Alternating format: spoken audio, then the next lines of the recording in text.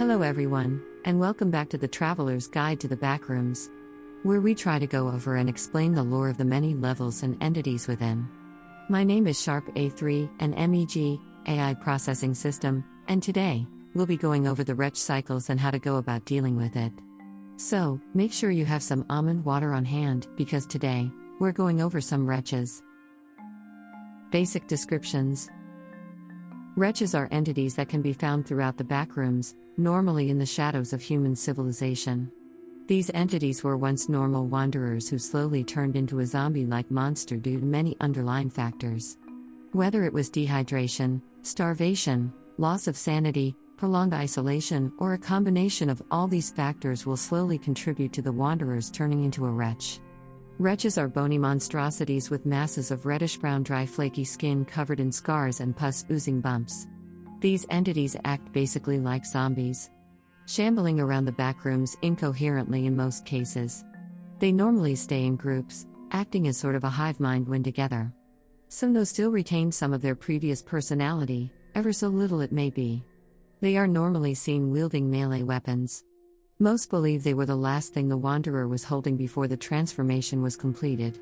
Most wretches are known to be superhumanly strong in strength, with some being able to move extremely fast for their mass.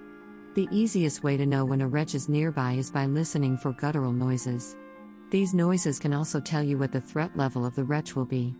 With low-pitched guttural noises normally belong to slower, dim-witted wretches, while higher-pitched noises with discernible words are the sign of more intelligent wretches. These should always be avoided, due to having greater cognitive functions, making them much more deadly to deal with. Though this method isn't 100% foolproof, it's reliable enough to use out in the field. Wretches are prone to active and random mutations, that sometimes result in either loss or gain of appendages. Tumor-like growths are known to grow all over their bodies as well, sometimes causing great visible discomfort for the wretch in question. The most common mutation they seem to develop are multiple eyes, mouths, or orifices that covers the entirety of its mass. The eye mutations are especially dangerous, due to their added degrees to their perception. Now with the description of the wretch out of the way, let's get into the wretch cycle. What is the wretch cycle?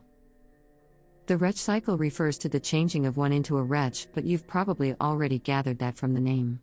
The cycle normally takes anywhere between several weeks to several months, depending on the wanderer and other outlining factors. As stated earlier, the wretch cycle takes place after a wanderer has been without basic human necessities as food, water, or proper mental state for a prolonged period. As you can imagine, this is the reality for many wanderers at the beginning of their occupation within the backrooms. Luckily, the wretch cycle can be slowed down and even reversed on very rare occasions. By sticking to a proper sleep regimen, mixed with regular intakes of almond water and very small portions of royal rations. It should be stated that only during the earlier stages of the transformation will these methods be of any help to you. Curing oneself of the cycle is a very risky choice. Most prevention is centered around either disrupting the local reality of the wanderer in question, or the overall mental and physical biology of the wanderer. Both being very risky actions to take part in. It's for this reason many will choose to stave off the process for as long as they can. Stage 1. Stage 1 of the cycle will last for a few weeks and may consist of mild to severe rashes and sores covering the body. As one can gather, this will cause great irritation to the wanderer at all times. These irritations will lead to small psychological breaks to start appearing in the wanderer's behavior.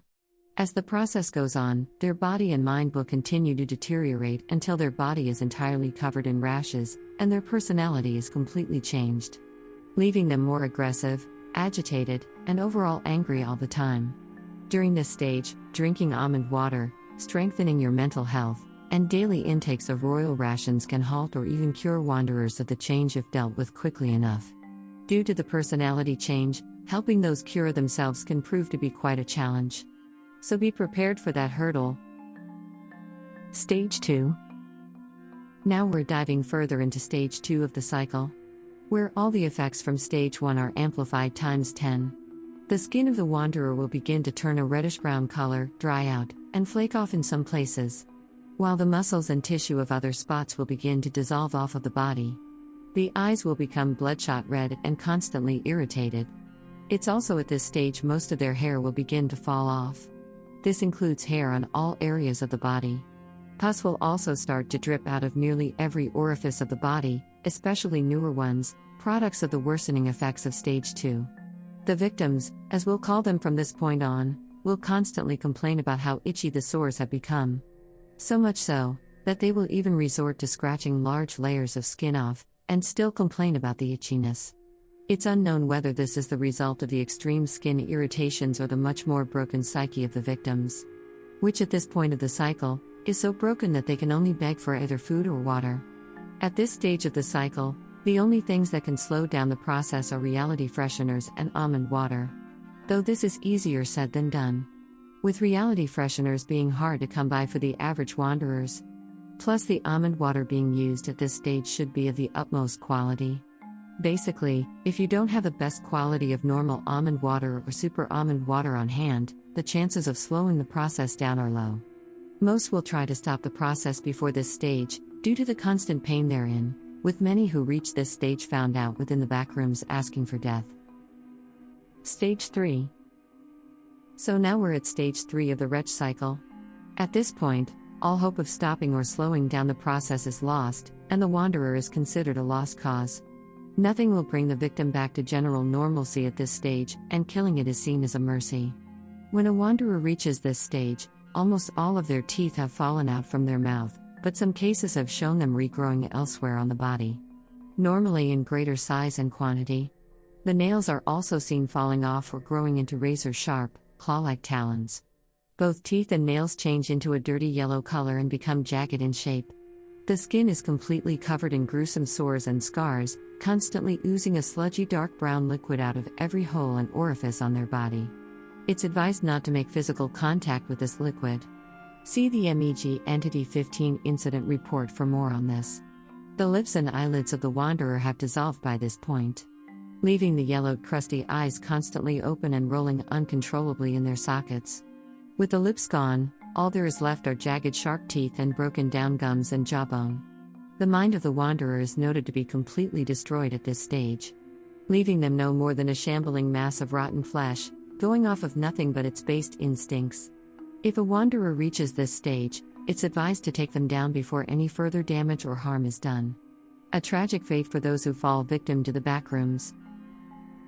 So that was an episode on a classic backrooms entity. What do you guys think about the wretches? Is there a topic you would like us to dive into? Let us know what you think. That's gonna be all from us today. Thank you all for listening. So, until next time, have a wonderful day and be safe out there.